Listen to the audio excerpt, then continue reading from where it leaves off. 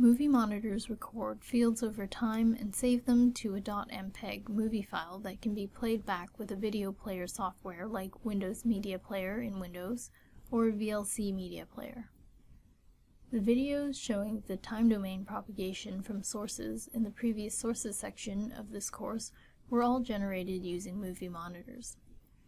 The movie monitor basically works like a 2D time monitor, taking snapshots of the fields at different time steps and then putting together all the snapshots into a movie file.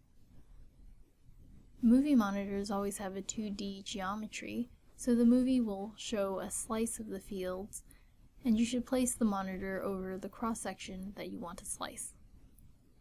You can choose the field component that you want the monitor to record, and while the simulation runs, snapshots of the fields in time are saved to generate a .mpeg file in the current working directory. The file name of the generated movie file will be filename_monitorname.mpg, where filename is the name of the simulation file, and monitor name is the name of the movie monitor.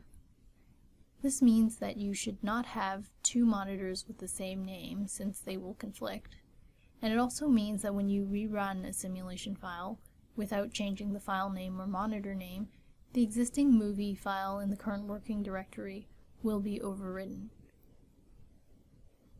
The resolution of the movie file and frame rate can be set by editing the monitor.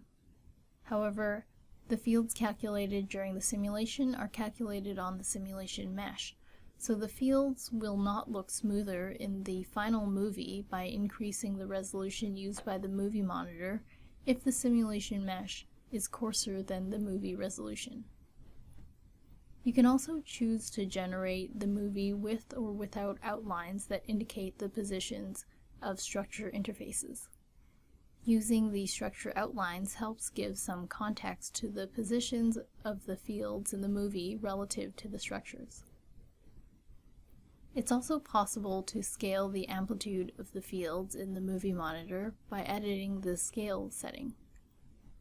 But using the scale that is too small will result in saturation of the movie, or a scale that is too large will result in very faint radiation patterns that can't be made out easily. A scale value of between 0.1 and 1 usually works well. However, the movie monitor does output its maximum intensity after running the simulation in a variable called monitorname_maxi. So if you find that the fields are saturated or too faint in your movie, setting the scale factor to monitorname_maxi and rerunning the simulation will make sure that the fields in the movie will not be saturated.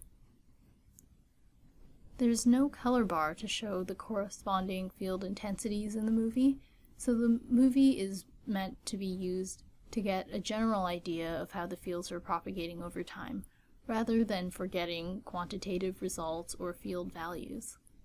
A movie of the time domain fields can give some intuition about how the device is working, so it can be useful for troubleshooting or to illustrate how the device behaves.